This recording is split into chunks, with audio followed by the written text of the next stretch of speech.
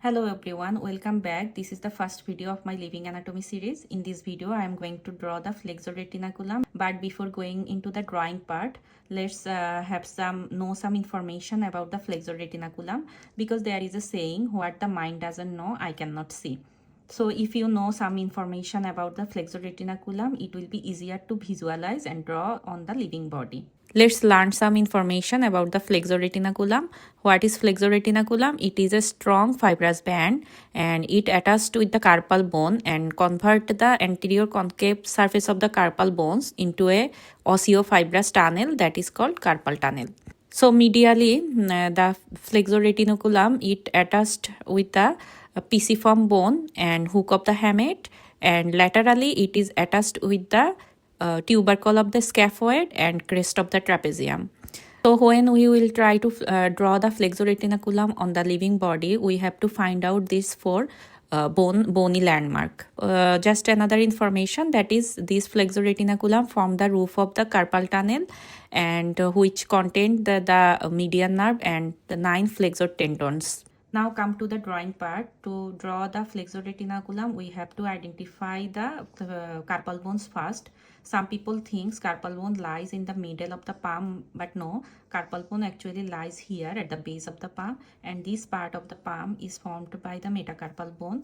When you make a fist, you can see the knuckles, and these are the head of the metacarpal bones, which corresponds with the palmar creases. And some people confused with these finger creases, and they think they can flex here, but if you try, you cannot flex here, because this is lies at the middle of a bone, that is the proximal phalanx.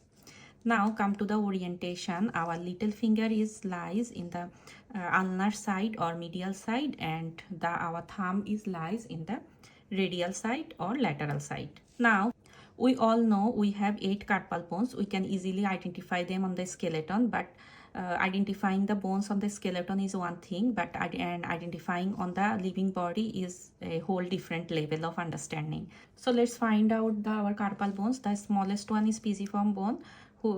If you feel at the base of the palm on the ulnar side here, you can feel a tiny bump, which is the pisiform bone, and it is a sesamoid bone, and it is P-shaped. The interesting thing, you can find 2 bones here, and this is the pisiform bone lies on the top of the triquetral bone. And on the when you go to the from the pisiform bone, when you go to the radial side here you can feel another bump which is bigger than this one, and this is our scaphoid bone. Here a scaphoid means it is boat shaped. Let's try to make some boat shaped. So in between the scaphoid and pisiform and triquetral, there is a bone which is called lunate. That means it is moon shape. And these 4 bones form the proximal row of the carpal bones. And why I am telling this proximal row, just think about our hand in anatomical position, and this row is nearer to the elbow. That's why it is proximal row. Now let's identify the bones of the distal row. The first bone we will identify, that is trapezium. Here is a small trick. The word is inside in the word of trapezium, and also lies inside the word of thumb. So the trapezium will lie on the thumb side. To find this, we have to find the first metacarpal bone, because trapezium joined with the first metacarpal bone. So we can make a fist, and here it is the knuckle of the head of the first metacarpal bone, and from here we'll go through down here. At the down here we can identify our trapezium.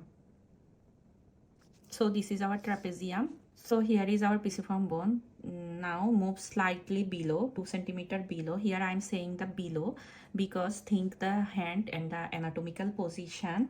In the hypothenar eminence, you can feel the hook of the hamate lies in the ulnar border of the ring finger. So here will be our hamate.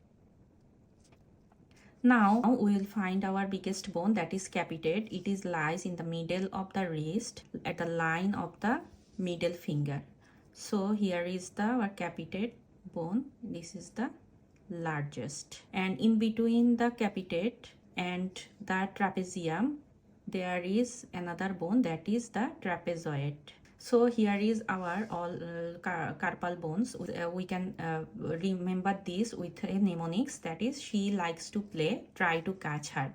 So from lateral to medial, she is scaphoid, then likes is lunate, to is triquetral, play is pisiform, tri trapezium, and also again and thumb So lateral to medial, trapezium, to trapezoid, catch, capitate, and her hamate. Now we will draw the flexor retinaculum. To draw the flexor retinaculum, we don't need to draw all of them. We have to just identify 4 bones, that is the pisiform, hamate, scaphoid, and trapezium. Draw the flexor retinaculum. Our first point will be on the pisiform bone here.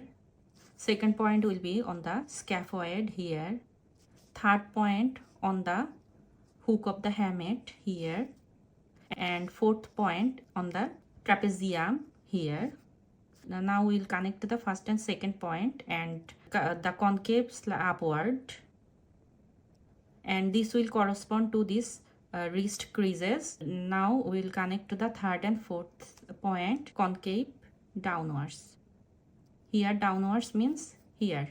So this is our flexor retinaculum surface marking. Isn't it so easy? And if you like this video, don't forget to like, share, and subscribe, and comment below which surface anatomy topic you would like me to cover next. Thank you all.